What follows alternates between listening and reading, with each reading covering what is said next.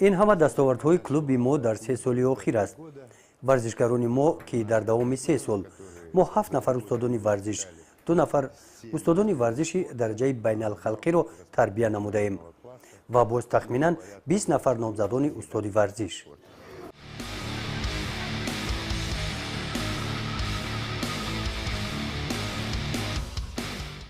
البته ما در یک حالت سخت هیجان قرار داشتیم. ما اولین ورزشکاران قزاقستانی که جایزه‌دار این مسابقه گردیدیم، اولین نفری که در این مسابقه اشتراک کرد و صاحب جایزه شد.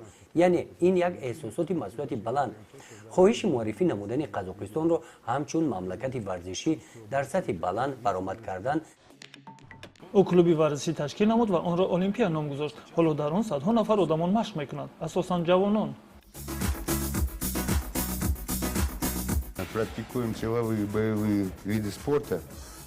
در کلوب ما نمودهای جنگی ورزش رو نیز می‌آموزانیم و طبیعی است که کار با یراق سرد یکی از جزوهای اساسی هنر جنگی است. پای کاری به پیش، دستی که کار در آن است همان پای به پیش. وظیفه ما این پیش از همه احیا نمودن و نگاه داشتن عنعنه‌های ملی ما میباشد.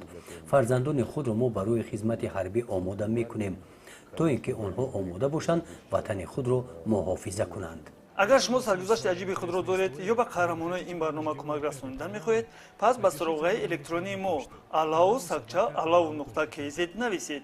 حتما اشاره‌ای برای برنامه قهرمانان ما را گذارید.